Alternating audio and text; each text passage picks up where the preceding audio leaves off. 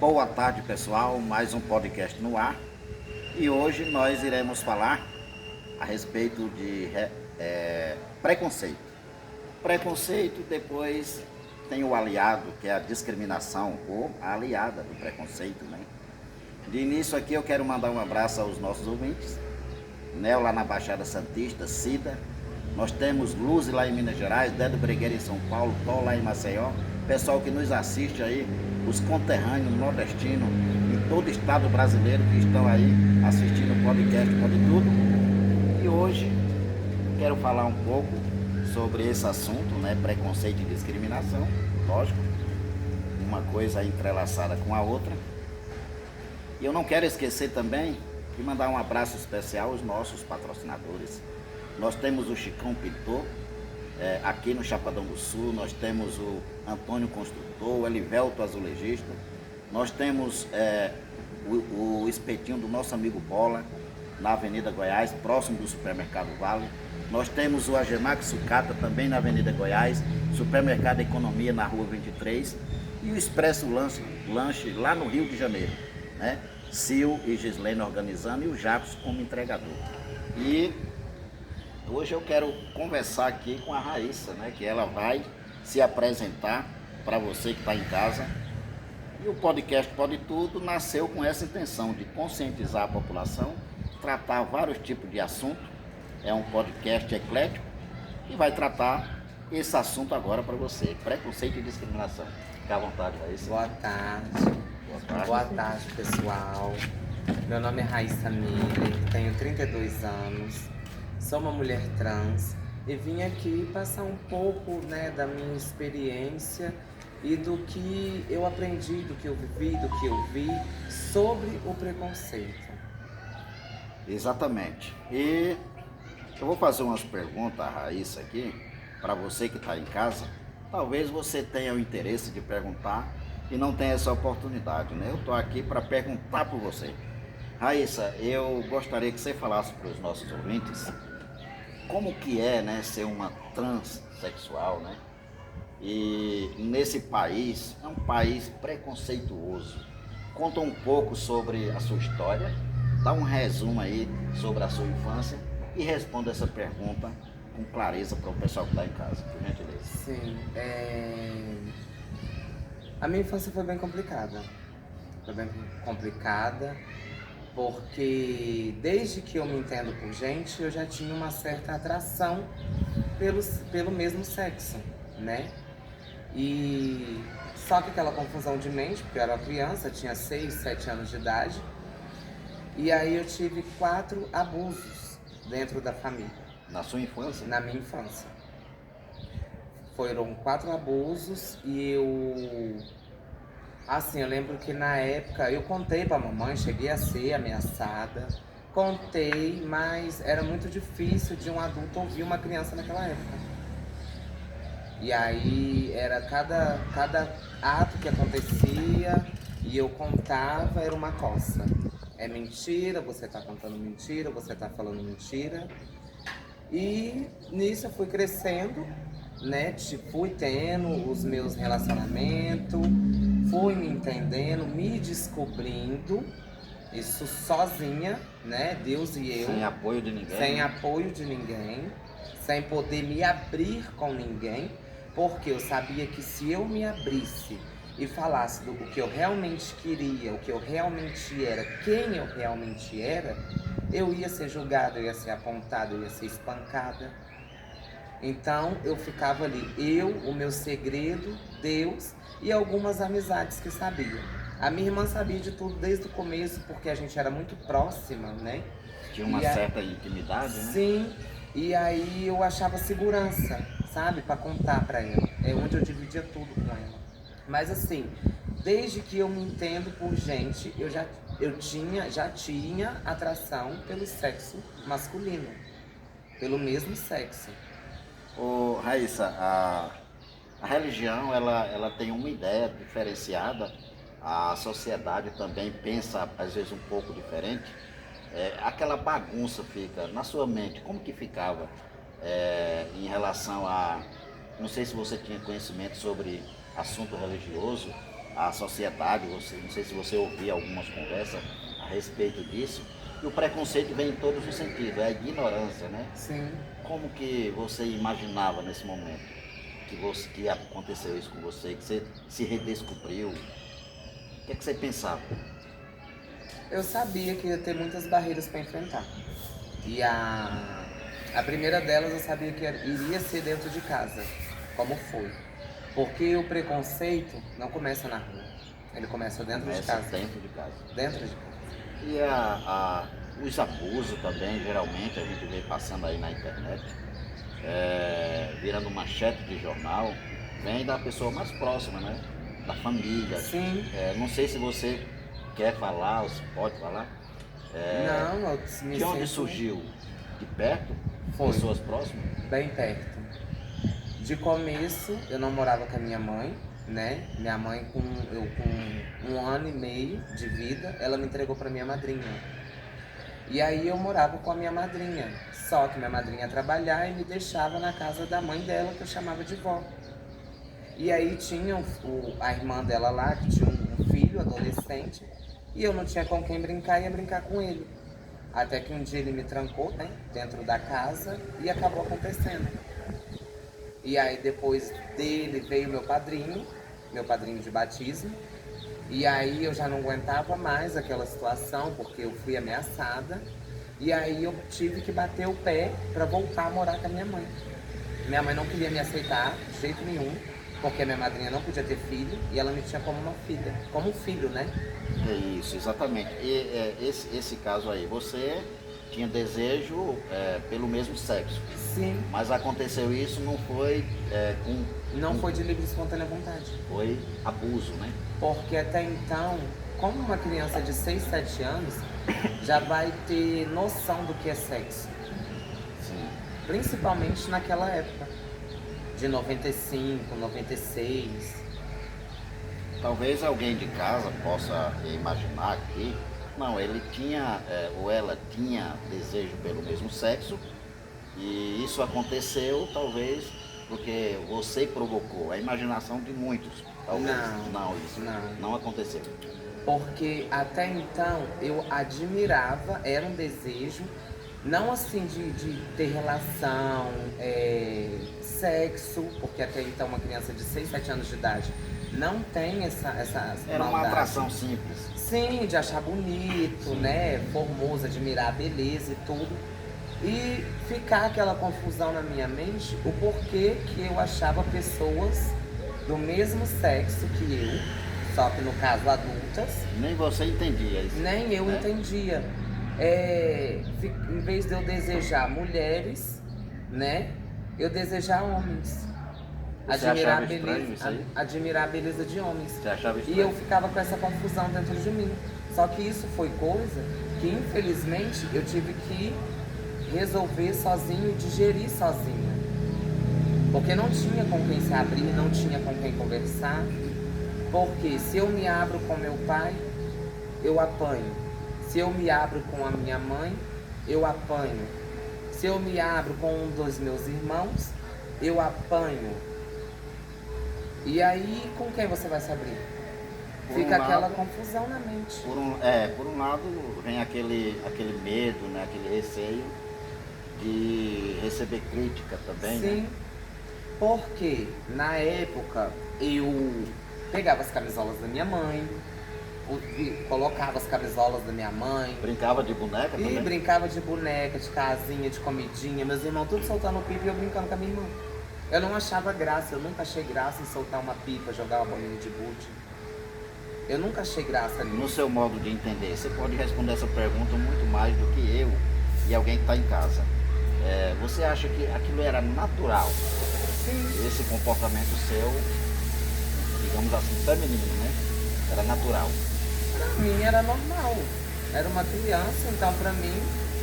E a pessoa, você acha que a pessoa já nasce assim, com esse desejo, com essa forma de natural de ser mulher, ou é algo adquirido? Não.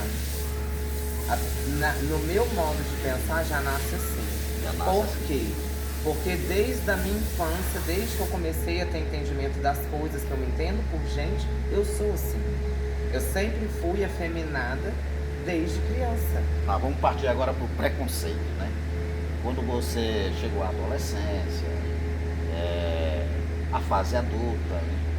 Como que você encarava o preconceito? E surge, né? Sim, mas assim, eu falo na minha pré-adolescência, que foi quando eu comecei a me assumir, na idade de 14 anos. 14 anos. 14 anos. Que eu vi muita coisa errada acontecendo dentro de casa e nada acontecer. E só que eu sabia que se eu jogasse logo no ventilador, vamos se dizer ia assim, ser pior, né? escancarasse logo eu sou e pronto, iam acabar me matando, de tanto me espancar. E aí eu fui aos pouquinhos, fui conversando com um daqui, com outro dali, fui fazendo amizades. Então assim, preconceito na rua mesmo, eu não tive. Na minha pré-adolescência e na minha adolescência, o preconceito não era na rua, era dentro de casa. Dentro de casa. Dentro de casa. E aí, o que acontece? Eu comecei a mandar pintar minhas roupas, comecei a tomar hormônio, e a minha mãe já... Ai, o que é isso? Tá crescendo peitinho. Ai, mãe, não sei. Aí ela inclusive falava, ai, deve tá batendo punheta. Eu não sei se pode falar, mas... Pode falar tudo. Aqui deve estar batendo punheta. Isso aí é pedra que dá no peito de punheta, porque tinha muito isso antigamente, né? E aí eu, ai, deve ser então. Pra ela não descobrir, cheguei a namorar com uma garota, só que, tipo assim, de fachada, pra minha família não descobrir. E nem ela sabia, nem minha família sabia, porque eu não queria contar pra ninguém, porque eu sabia do julgamento que ia ser. Só que chegou um tempo que essa garota começou a querer procurar sexo. E começou a se roçar em mim, aquela coisa toda, e eu... Sem querer. Sabe aquele... Ai, sai pra lá? Sai, que eu não gosto dessa fruta. E aí chegou um tempo que eu tive que contar pra ela. Contei pra ela, ela ficou muito triste. E aí depois ela usou disso pra me chantagear. Olha, eu não conto pra tua família, mas eu quero sair todo final de semana, eu quero ficar ganhando presente, igual você me dá. Ficou com chantagem. Sim. E aí eu aceitei aquela chantagem. Porque a minha família sempre foi muito rígida com relação ao público LGBT. E aí foi passando o tempo, a gente ficou junto mais ou menos uns 2 meses depois que eu contei. E aí eu explodi, porque eu já não aguentava mais aquela garota me chantageando. Falei, aí quer saber de uma coisa? Eu não quero mais nada contigo, eu não vou te bancar. Se tu quiser, tu vai lá e conta. Vão me bater. Você ligou o foda-se 220 e já era. Acabou. E aí já passei na casa da minha cunhada, que eu já tinha um namorado. Passei na casa da minha cunhada, já mandei ela limpar minha sobrancelha. E o meu cabelo já tava grandinho, que tava deixando crescer. Chego em casa, já, sabe, disposta mesmo a tacar a merda no ventilador, com a sobrancelha feita. Minha mãe já olhou, que é isso na tua cara? Eu falei pra ela, ai mulher, fiz a sobrancelha, não sei o que. Tu fez a sobrancelha, vai pro banheiro.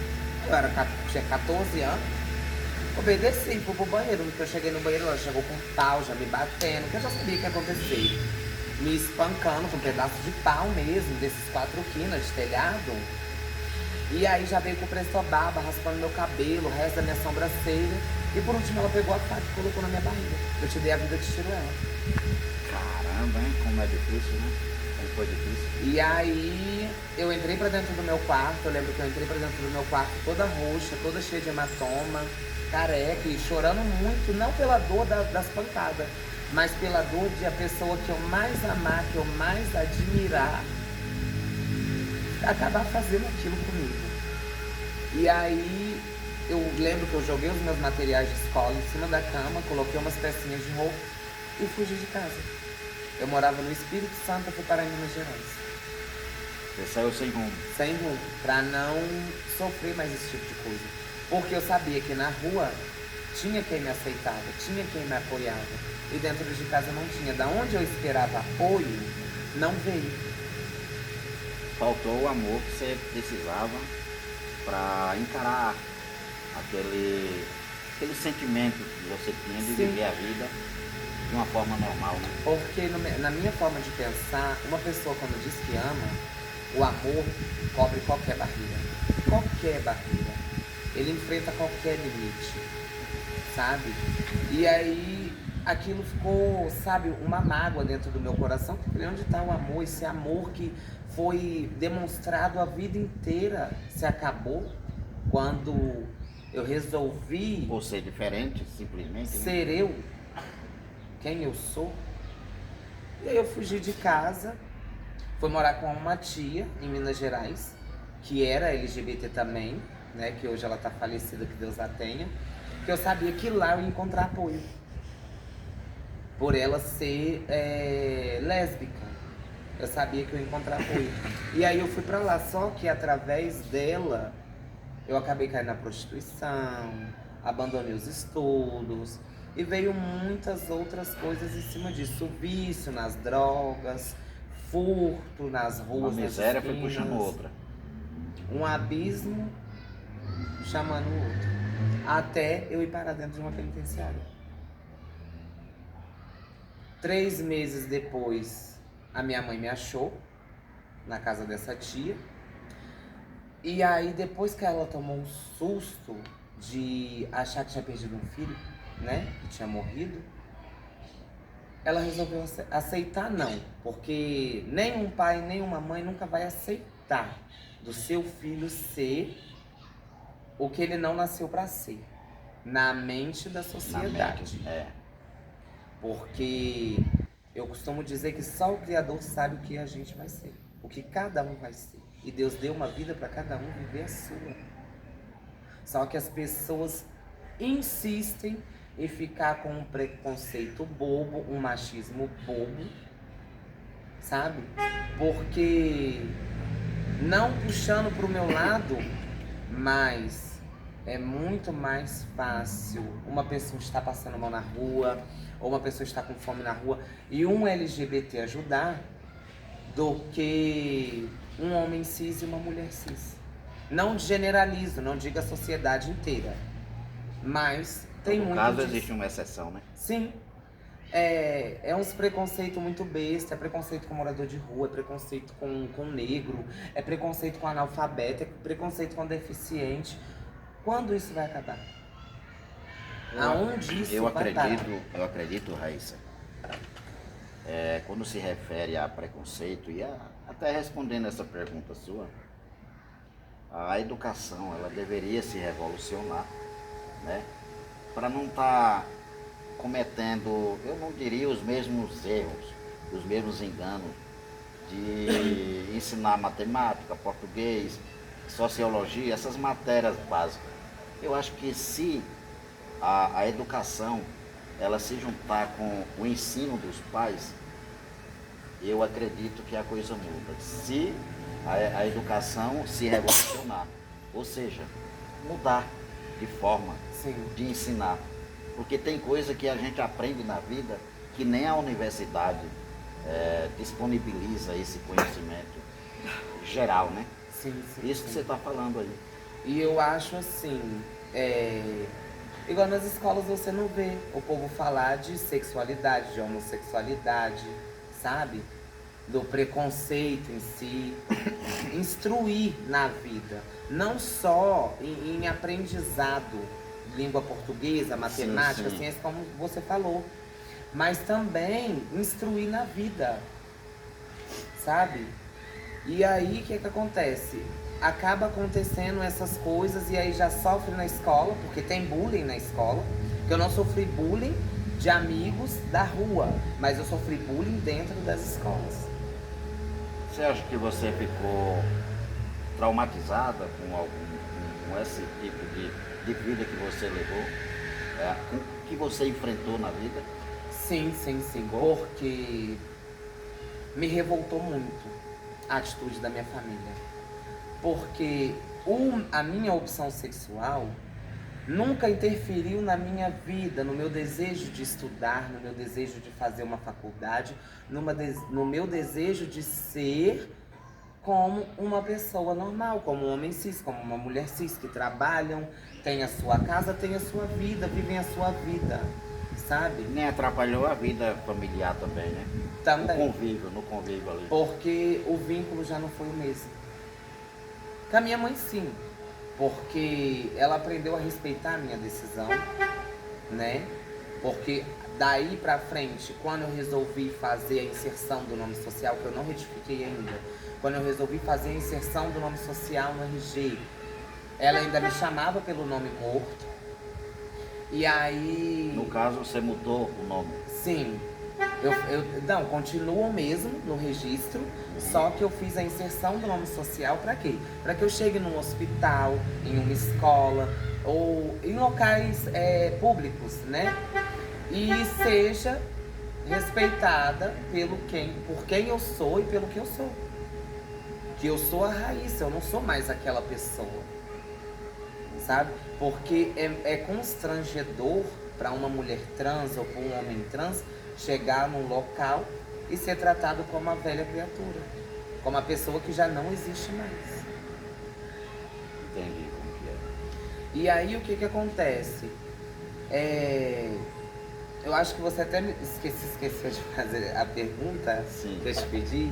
E aí eu posso falar? Sim, pode falar. O que acontece? A conversa vai fluindo e a gente vai Sim. acabando. Os pais têm que se conscientizar, pais, irmãos, tios, tias, avós, porque olha, eu sou mais respeitada pelas pessoas antigas, olham, ficam curiosas, mas respeitam do que os jovens de hoje, do que a geração que está chegando hoje. Que era para ter uma mente aberta e ter uma mente fechada. Os pais deveriam contribuir, né? Sim. Na educação dos filhos. Nos ensinamentos, porque uma coisa que eu penso, no final da vida vai feder, vai apodrecer da mesma forma. Todo mundo vai pro mesmo buraco, né? Todo mundo vai pro mesmo buraco. E não tem essa de que vai padecer no inferno, vai padecer no céu. Eu sou cristã, eu acredito em Deus, o meu coração é convertido a Cristo. Eu fiquei um tempo com essa confusão na minha mente. Você participava de alguma denominação? Sim. Participava? Eu já fui assembleiana, Sara Nossa Terra, Deus é Amor, Nova Jerusalém. E o homem em si quer fazer uma metanoia, é muita, como se diz, religiosidade. Que tem uma forma de se vestir, tem um padrão de se vestir, tem um padrão de se comportar, em que um cristão tem que ser assim, assim, assado. Eu cheguei a raspar a minha cabeça por várias vezes, deixar minha barba crescer, me destransicionar, porque falavam que era uma pombagira que estava na minha vida. E quando ia orar para tirar o demônio, não tinha demônio nenhum.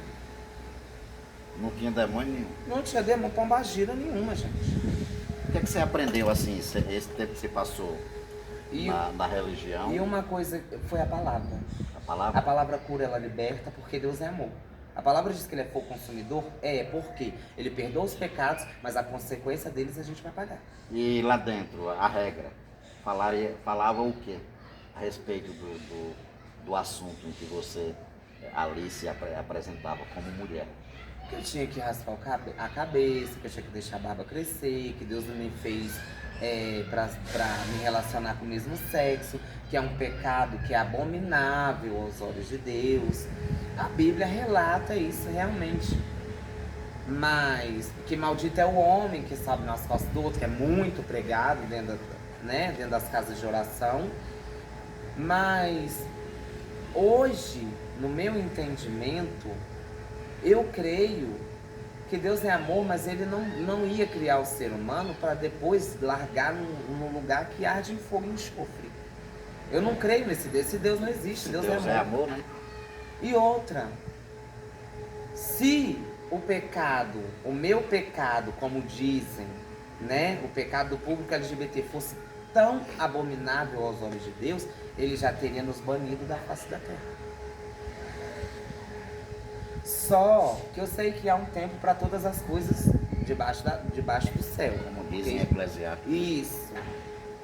Então, assim, Conheço vários pastores, missionários que tiveram a sua vida transformada, tiveram um encontro real com Deus, mas eu também acredito que essas pessoas vivem com uma dor muito grande no peito.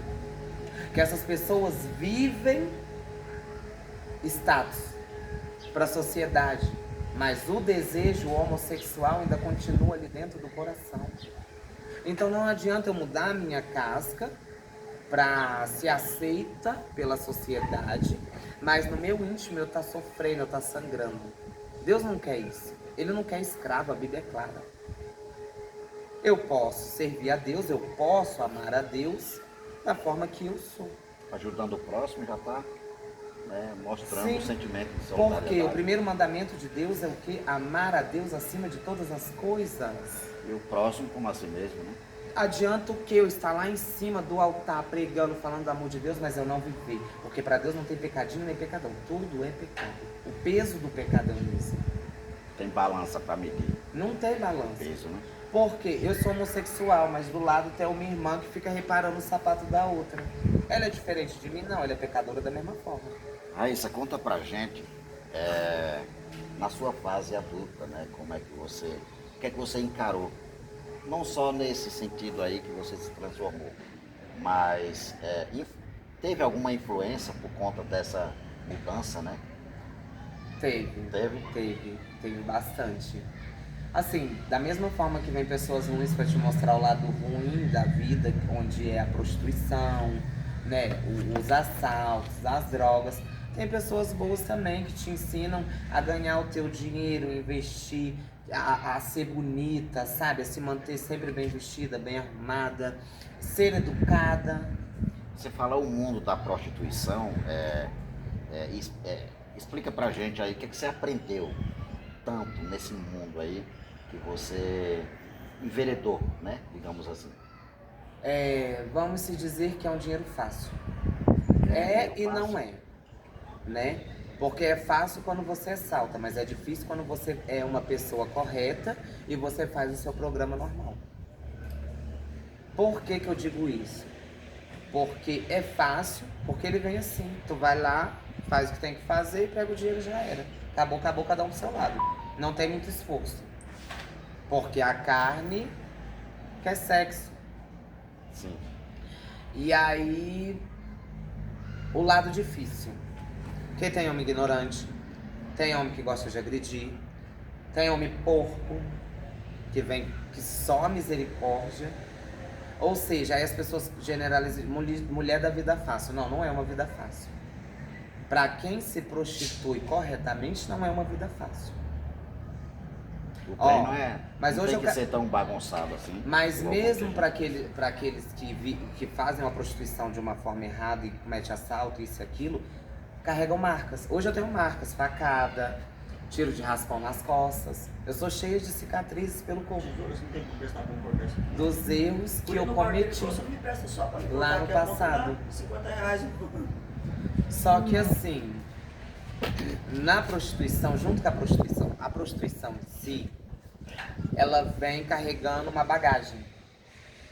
Por quê? Para se deitar com um homem você tem que tomar uma bebida. Porque em sã consciência a pessoa não consegue se relacionar com a outra. Não tem sentimento. Tá ali pelo dinheiro. Ou por algum vício de droga. Ou mesmo para se manter. Vai fazer o quê? Vai tomar uma dose, vai cheirar uma cocaína, vai fumar um crack, vai fumar uma maconha. Porque a pessoa em sã consciência não consegue. É uma vida difícil, né? Porque você tá se deitando com uma pessoa que você não tem sentimento nenhum por ela e muitas vezes nem a cara dela nunca viu. Já fui agredida de sair com um cara e fazer o meu programa e na hora de receber acabar apanhando. Então isso tudo vai revoltando e é onde começa você fazer também.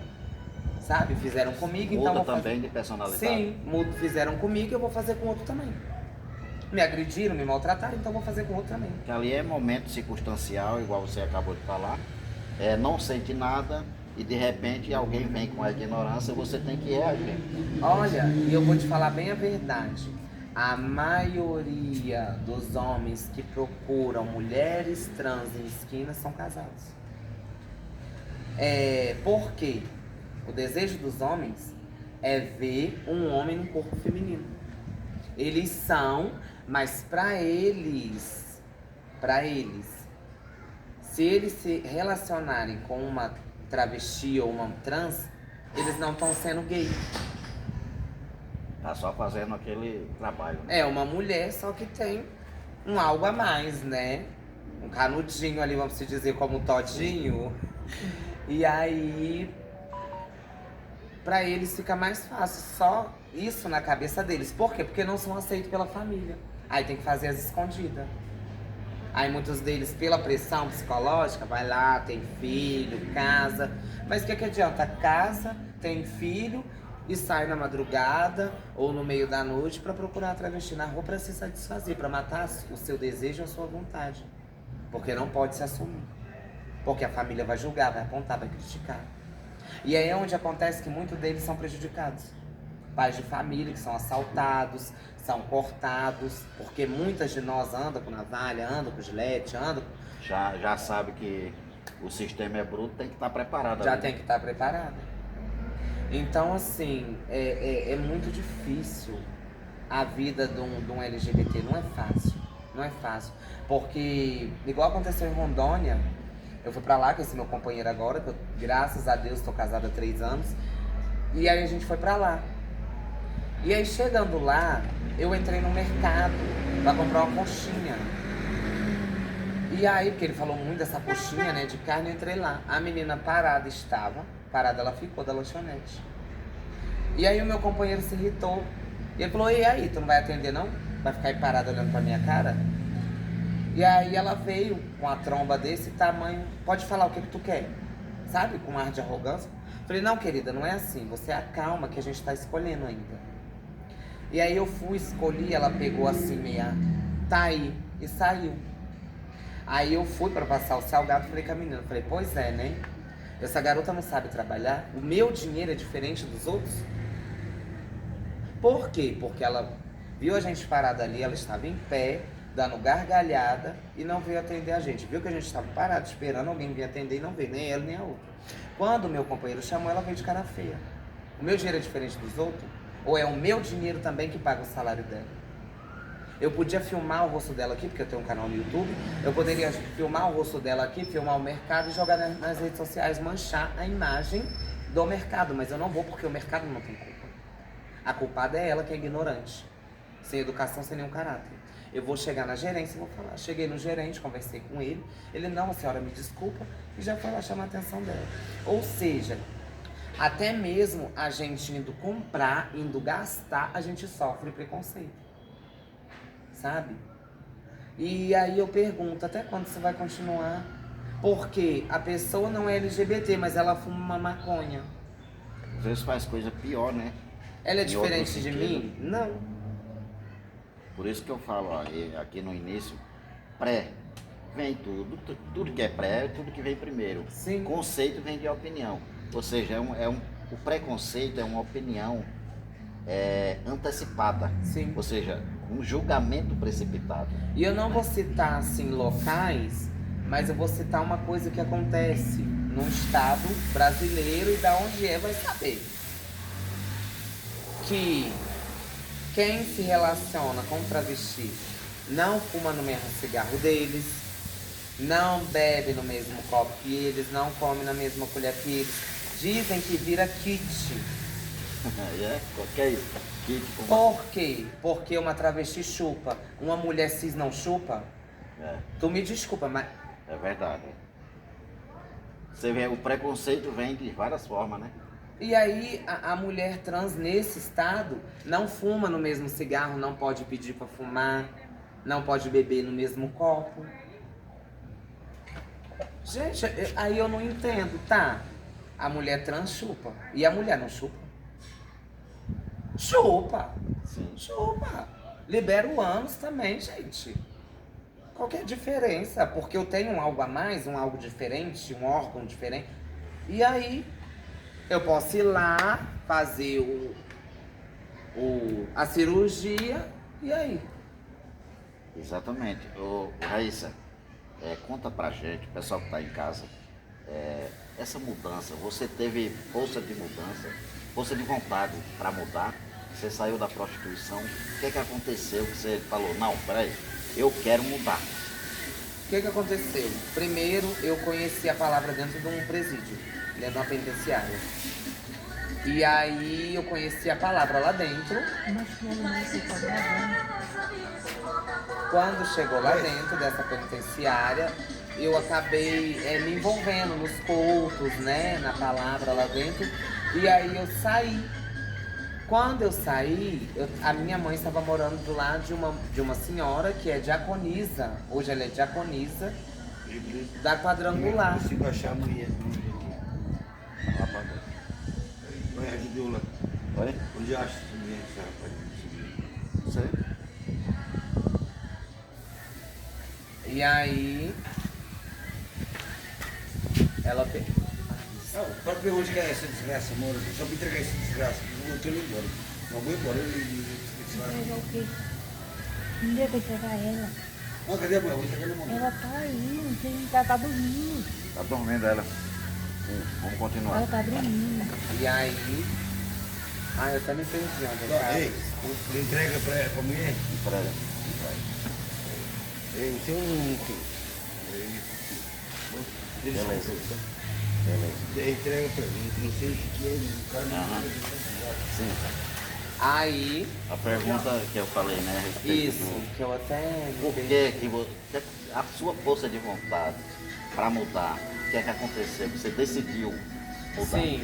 Aí eu saí, minha mãe estava morando lá de uma senhora que era diaconisa. Hoje ela é diaconisa da Quadrangular. E aí ela começou a me chamar pra célula, né? Que o povo da Quadrangular faz célula em casa, reuniões e tudo. E aí eu comecei a ir pra essa célula. Foi onde eu desci as águas. Que ela me falou que ia pagar minha passagem para me encontro com Deus, que era muito bom e tudo. E eu fui muito bem recebida e eu vi várias coisas lá e eu decidi descer as águas. Foi aonde eu saí de lá, né? Foi a primeira vez que eu resolvi, que eu mudei mesmo, assim, que eu cortei o cabelo e tudo. E aí eu arrumei emprego num depósito de gás. Foi o meu primeiro serviço, depósito de gás. E eu não sabia que tinha carrinho, olha como é que eu era leiga. E eu pegava o bujão e subia com ele nas costas, que eu fiquei com isso aqui tudo ferido, porque eu nunca tinha pegado no pesado. E aí eu acabei voltando pro mundo de novo, sabe? Acabei me revoltando, voltando pro mundo de novo, porque eu não tava feliz. Mas eu gostei do serviço. Por quê? Eu levantava de manhã, tomava o meu café, a minha patroa me tratava maravilhosamente bem, trabalhava o dia inteiro ali, chegava em casa cansada, jantava e ia dormir. No dia seguinte a mesma, e todo mês o meu salário estava ali. Eu fiquei 3 meses nesse depósito de gás. Só que eu gostei. Eu vi que a prostituição não era a única forma de ganhar dinheiro, porque até então eu não conhecia nenhuma outra forma De trabalhar e ganhar de ganhar o meu de forma dinheiro. matigna. Sim, eu achava que só a prostituição ia me garantir esse dinheiro. Na verdade, existem várias maneiras de encarar os fatos, a realidade dos fatos. Sim, só que com isso também foi o que mais me deu vontade de mudar, sabe? De ser a velha criatura para ser mais fácil de eu conseguir um serviço. Porque na minha cabeça era muito difícil de uma mulher trans, como ainda é, arrumar um serviço de carteira assinada.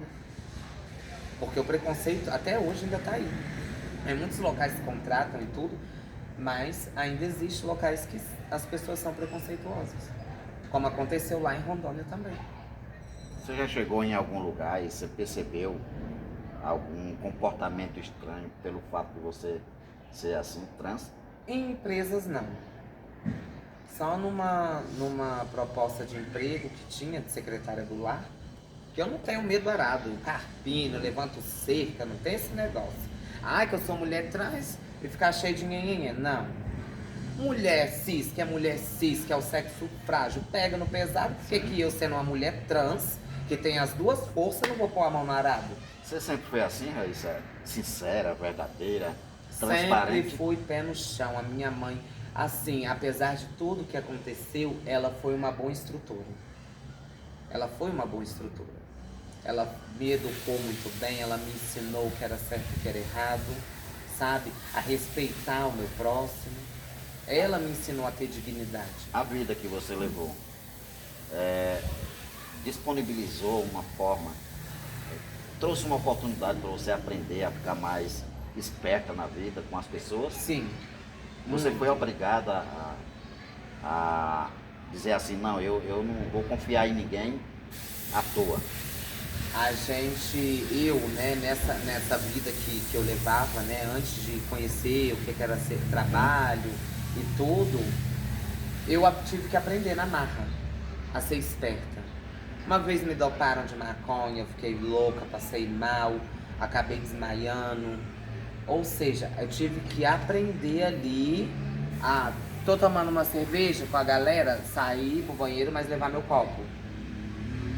Sabe? Você aprendeu na dor, né? Sim, porque se eu deixar meu copo, eu sei que vão jogar alguma coisa dentro. Entende? Ah, o fulano tá precisando de ajuda. Vamos ajudar de longe, porque eu sei que se colocar dentro de casa vai me roubar, vai me apunhalar pelas costas. Porque isso já aconteceu. Eu sangrei primeiro para depois aprender. Porque tem gente que aprende antes de cair, de ter a queda. Não, eu tive a queda para aprender. Como que é ser julgada de uma forma em que você para e pensa e fala, então, eu não mereço isso. Eu não sou desse jeito. O que eu faço? Eu respondo de outra forma. A pessoa vem com ignorância, ela vem com 10 pedras, ela vem bruta, vem. E eu faço o quê? Mostro diferente. Que eu não vou debater da mesma forma. Tá, pode ser grossa, pode ser ignorante, eu vou continuar com a minha educação. Deixa que o mal se destrói por ele mesmo. Porque você quebra uma pessoa ignorante é com educação. É que a pessoa depois para. Ela pode não parar e refletir na hora, mas depois ela vai parar e ela vai refletir. Porque isso acontece comigo até nos dias de hoje. As pessoas falarem uma coisa comigo, na hora eu não concordar, mas depois aquilo ficar, sabe, remoendo, repassando na minha mente. E eu achar o ponto X e falar, não, realmente, a pessoa tá certa. Porque foi assim pra me sair da prostituição, foi assim pra me sair do mundo das drogas. Eu usei crack durante 16 anos da minha vida, sabe? Tem 4 anos que eu tô limpa. Eu agradeço a Deus e a esse rapaz que eu conheci. No caso, você falou, foi preso. Foi presa, né? Sim. Qual foi o motivo? Se você não puder falar, também não... Não, tranquilo. Foi tráfico, 57, assalto à mão armada, tentativa de homicídio, furto 55 em mercado, por causa da dependência da droga. Você acha que a droga ela é um ponto principal, um ponto de partida para a pessoa cometer o delito? Sim. Porque, ó, a prostituição me trouxe as drogas. No caso, o público LGBT. A prostituição trouxe a droga. Não, trouxe a bebida. Aí a bebida trouxe a droga. Aí a droga, a prostituição não estava dando conta de sustentar o meu vício. E aí eu comecei a assaltar. Aí os assaltos na BR, nas avenidas, não estavam dando conta de sustentar o meu vício, eu fui para as lojas. Aí as lojas não começou a dar conta, eu comecei a ser seguida nas lojas e fui pro tráfico, para poder manter o vício. Uma coisa puxa a outra. Só que o foco de tudo é o vício da droga. Porque a pessoa começa a se prostituir para se manter, com o sonho de colocar uma prótese de silicone, de se fazer, né, e tudo. Quem for o público LGBT vai saber o que eu tô falando, que se fazer é colocar um cabelo, colocar uma unha, né, comprar uma maquiagem, tomar o seu hormônio.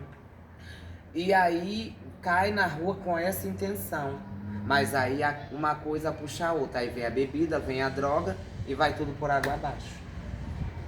De acordo com o seu conhecimento, as autoridades estão aí.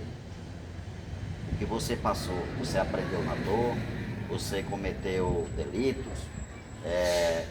Digamos assim, eu não vou dizer que você cometeu delito. O Estado brasileiro está aí para resolver os problemas. Sim. Que surgem quando se refere a drogas, prostituição e tudo mais. Quando o Estado brasileiro se nega ou não tem capacidade para resolver o problema, eu culpo o Estado brasileiro. Eu não vou culpar eu não vou apontar erro, que é fácil encontrar erro, defeito em alguém. Difícil é encontrar as qualidades positivas, né? Que todo mundo tem. Eu vejo de você. É sincera, é verdadeira, mas de acordo com o seu conhecimento, o que é que você pensa? O que é que deveria as autoridades fazer de imediato para acabar com tudo isso e outras crianças, outras pessoas não passar pelo que você passou? Olha, no caso do público adulto, como eu não tive oportunidade de terminar os meus estudos, abrir mais oportunidades nos estados. Olha, em São Paulo tem um projeto maravilhoso, que foi lá que eu cursei até o primeiro ano do ensino médio, porque até então eu tinha parado na 4ª série do fundamental.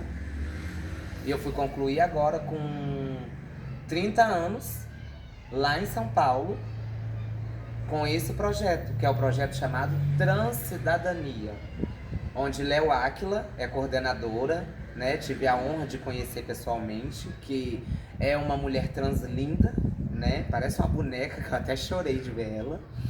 E aí, o que acontece? Esse projeto é um programa de reinserção do público LGBT à sociedade. E aí, o que trata esse programa? Eles oferecem curso, tem vários cursos dentro do Centro de Cidadania, que tem vários espalhados por dentro de São Paulo, que, se Deus quiser, vai expandir também para os interiores, que eles fazem, o governo de São Paulo faz um contrato de 3 anos para o público LGBT. E esse contrato pode ser renovado 3 vezes de 3 anos, ou seja, para fazer curso, terminar os estudos, entrar numa faculdade, porque até bolsa em faculdades eles conseguem, sabe? E aí, acabado isso, tem um mutirão, os mutirão LGBT. Pra quê? Pra inserir as meninas que já estão saindo dos estudos e inserindo no mercado de trabalho, pra tirar das esquinas. Só que esse projeto só tem 3 estados.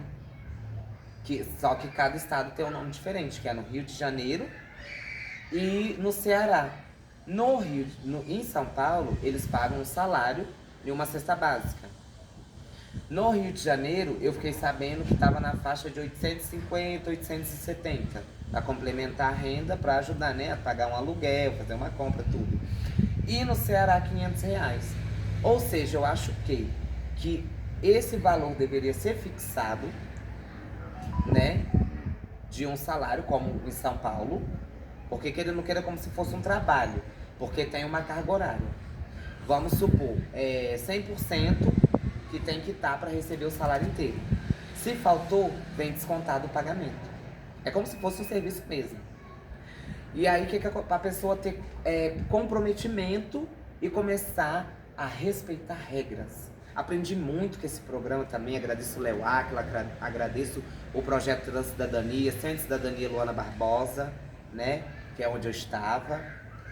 Então, assim, abrir o mercado de trabalho, abrir mutirão de emprego, ajudar. Olha, o público LGBT lá em São Paulo, os locais públicos, né, as repartições públicas, tem mais concentração de público LGBT. Você vai chegar num posto de saúde, você vai ver uma mulher trans, você vai ver um homem trans, você vai ver um gay, sabe? Então, acho que esse projeto deveria expandir para tirar a prostituta da rua, para tirar, porque não é só para o público LGBT. Tem o programa Fora, que é voltada para as pessoas cis, para o morador de rua. Um trabalho também de conscientização, né? Sim. Expandir a educação, para acabar com o preconceito e a discriminação. Começar a ter mais palestra, sim, sabe? Começar a ter mais gente falando, conscientizando as pessoas, as escolas em si. Porque eu estava na escola, mas nada assim que era passado voltada pro preconceito, sabe? Uhum. Então acho assim, deveria ter mais foco nesse público, nessa área do preconceito em si, não só do público LGBT, não, mas do deficiente, do negro, do indígena, do estrangeiro. Porque quem constrói, digamos assim, uma cidade não é só o poder público, a sociedade também civil organizada tem que fazer o seu papel, né? Sim. Tanto um quanto o outro, né? É uma junção de trabalho, de conscientização e de apoio. Um do Aí, outro. o que acontece? Não cortando seu assunto, é abrir essas oportunidades e começar a fechar. Fechar o quê? A porta da prostituição, Isso. a porta do tráfico. Começar a fechar, tem que fechar. A fechar, igual eles fizeram aquela algazarra no Rio de Janeiro. Eu falo algazarra. Matando várias pessoas que não tiveram a oportunidade de ser alguém na vida. E aí optaram pelo quê? Ir pro mundo do tráfico, porque é mais fácil. Porque não vou ser julgado, não vou ser criticado. Sabe? Vamos fazer obras sociais, vamos jogar uma bola, vamos fazer um curso, sabe? Uma aula de natação, uma aula de artesanato, né? Vamos começar a criar projeto para tirar de crianças de 12, 13 anos grávida, outros fumando maconha, outros fumando crack. Porque não complicado. tem um incentivo. Quer fechar? Vamos fechar. Mas vamos abrir oportunidade.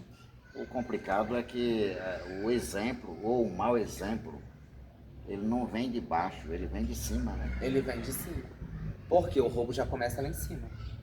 O roubo já começa lá em cima. Aí o país fica todo bagunçado. É prefeito que vai preso, é presidente que vai preso, é governador que vai preso, e é uma roubalheira daqui e dali. E quando vai se tocar nesse assunto, muitos acabam morrendo, sumindo, desaparecendo, porque ninguém quer falar sobre o E assunto. quem pode mais chora menos. Aí os grandão que tá lá em cima, que tá com o bolso cheio, comendo caviar e lagosta, não olha pra quem tá dentro das comunidades.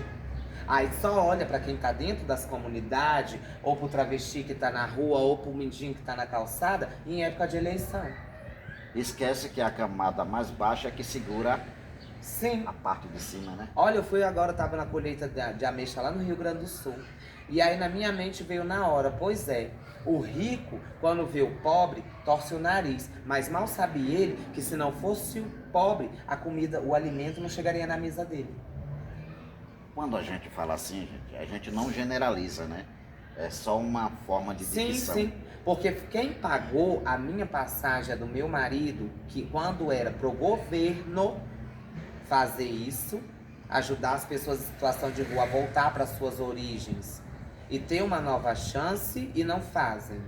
Uma advogada que a gente conheceu, ela tinha alguma obrigação com a gente? Não. Ficamos uma semana frequentando o Centro Pop,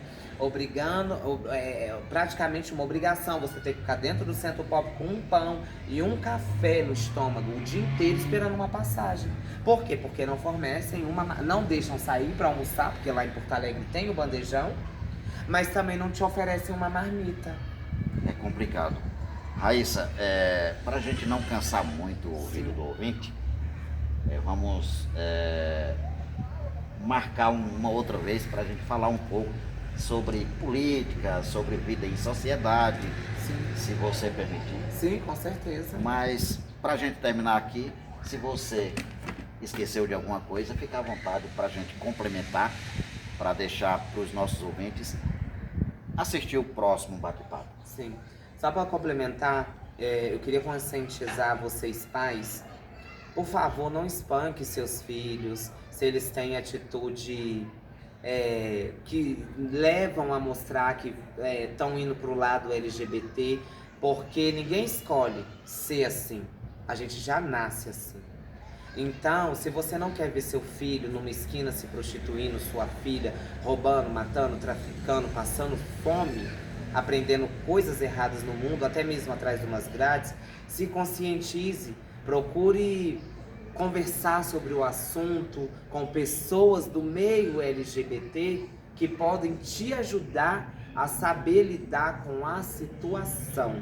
Instrua seu filho a estudar, a trabalhar, fazer uma faculdade para ser alguém na vida e não cair na rua como eu caí, tá bom? Muito obrigado, pessoal, e eu agradeço aqui a oportunidade que você me deu de poder falar um pouco sobre esse assunto, porque a maioria do público das trans, né? Eu falo das trans, que é mais as mulheres trans que vai para a prostituição.